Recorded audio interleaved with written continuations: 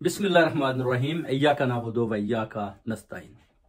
आज थोड़ी बात करते हैं, आपको रियलिटी पर बताते हैं। जो अमीर बलाज का कत्ल होता है उस पर जो अहसन शाह को गिरफ्तारी क्यों लाए अमल में लाई जाती है। रावी में उसके घर पर छापा मारा जाता है, उसको गिरफ्तार किया जाता है, उस पर तशद्दुद किया जाता है और इल्जामात लगाए जा रहे हैं कि उसने 50 लाख लेकर मदीना से इसकी राखी की। यानी तीफी बाट और गोगी को बताया कि अमीर बलाज किधर किधर जाना चाहता है, जिस पर लोगों का कहना है कि उन्होंने हमला किया और अमीर बलाज अपनी जान से हाथ धो बैठे। ऐसी जो कोई हकीकत नहीं है कि यानी जो अहसन शाह की गिरफ्तारी है वो इन्होंने इसलिए की है कि अहसन शाह के पास जो बड़े बड़े राज हैं, अमीर बलाज का वो बहुत करीबी साथी था और वो ये राज जानना चाहते हैं और उसके लिए इन्होंने अहसन शाह को अब पकड़कर यानी मीडिया में दिखाने की कोशिश कर रहे हैं कि अहसन शाह ने 50 लाख रुपया लिया और हमने उसकी गिरफ्तारी अमल में लाई है। हालांकि मैं अहसन शाह के हम भाई को भी जानते हैं, बिल्कुल अहसन शाह ने ना ऐसा किया है और ना ही अहसन शाह ने कोई उसकी राखी की है, ना ही अहसन शाह ने कोई पैसा लिया, ना ही अहसन शाह ने तीफी बाट या गोगी बाट को बताया कि अमीर बलाज शादी पर जाने वाला है। ये बिल्कुल एक झूठी कहानी जो है ना अभी पुलिस बनाकर उस तरफ जा रही है। बेसिकली मीर बलाज के कत्ल के पीछे जो हाथ है, जिसने करवाया वो तो तीफी बाट है, मगर जिन्होंने करवाया वो हमजा कुकड़ी है।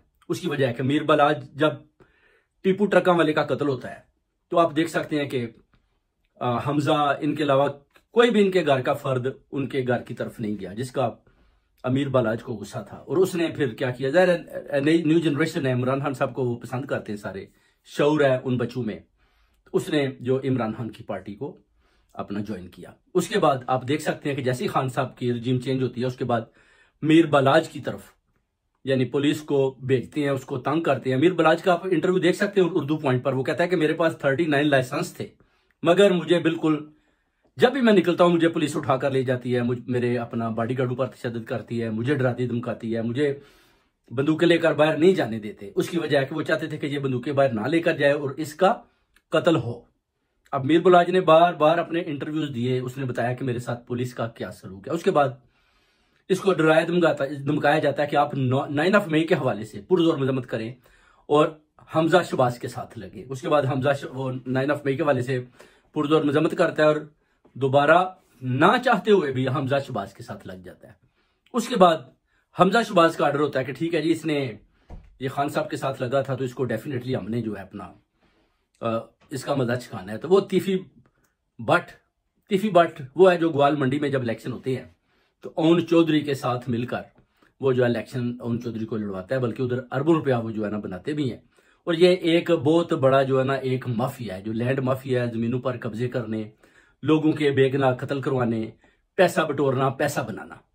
अब ये जो मुजफ्फरनबी शख्स को ये भेजते हैं वो अमीर बलाज को मारने में कामयाब हो जाता है, मगर वो भी मारा जाता है। जब उसकी बीवी से पता चलता है तो वो बताती है कि ये तो तीफी बट का नौकर है, तो तीफी बट पर गोगी बट पर पर्चा हो जाता है। अब तीफी बट को रास्ता दिया जाता है कि तीफी बट इधर से भाग गया। तीफी बट तो भागने में कामयाब हो जाता है, मगर अंदर की खबर है कि गोगी बट को पुलिस ने पकड़ा हुआ है।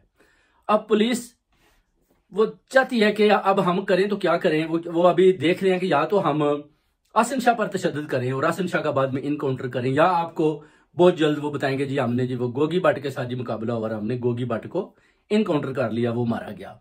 अब ये दो चीजें आपको बहुत जल्द आपके सामने आएंगी, जिसमें आप कह सकते हैं कि ओन चौधरी भी शामिल है अमीर बलाज के कत्ल में, हमजा शरीफ भी शामिल है और ये मिलकर इन्होंने अमीर बलाज का कत्ल करवाया। अब अमीर बलाज का कत्ल पुलिस कातलों तक पहुंचने के लिए उनको बड़ी मुश्किल का सामना है कि करें तो क्या करें। अब अहसन शाह को पकड़कर उस पर तशद्दुद, उससे राज उगलवाने, उसके बाद अगली कार्रवाई ये जो करेंगे वो भी आपके सामने होगी। मगर अहसन शाह बिल्कुल बेकसूर है, उसका किसी किस्म का भी मीर बलाज के साथ को कत्ल करवाने में किसी किस्म का कोई किरदार नहीं है, बल्कि वो मीर बलाज का बहुत अच्छा दोस्त था, उसके साथ उठता बैठता था पार्टियों में। यानी टिक टाक की दुनिया में भी ये दोनों इकट्ठे थे, बल्कि जब ईद होती थी एक जैसे कपड़े पहनते थे, बड़े अच्छे दोस्त थे। और ये बिल्कुल एक मनगढ़ंत कहानी बनाकर इन्होंने अहसन शाह को अभी मुर्दे इल्जाम ठहराना चाहते हैं, ताकि लोगों को, कौम को बताया जा सके कि वो देखें जी इसमें 50 लाख रुपया अहसन शाह ने लिया और मीर बलाज का कातिल हमने पकड़ लिया। ये गेम चल रही है, गेम है, गेम गेम। क्योंकि गोगी भट्ट भी उन्होंने पकड़ा हुआ है, जो अभी तक उन्होंने बताया नहीं कि हमने गोगी भट्ट को अरेस्ट किया हुआ है। टिफी भट्ट भी भाग चुका है।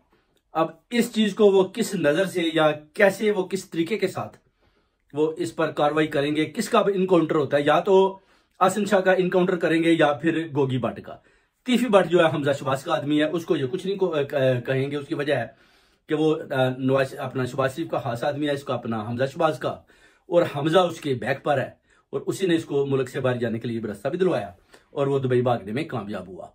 और ये आप देख रहे हैं ना जी, ये जो लोग बना रहे हैं जी, वो जी उसका कातिल पकड़ा गया, ये बिल्कुल झूठ है। आसिम शाह के भाई को हम पर्सनली तौर पर जानते हैं, ये बड़ी अच्छी फैमिली है, बिल्कुल ये किसी को ना तो कत्ल करवाएंगे, ना ही इनका कत्ल करवाने में किसी किस्म का कोई हाथ है। बहुत बहुत शुक्रिया भाइयों, आपको दोबारा इंशाल्लाह ताला नेक्स्ट व्लॉग पर बताइए।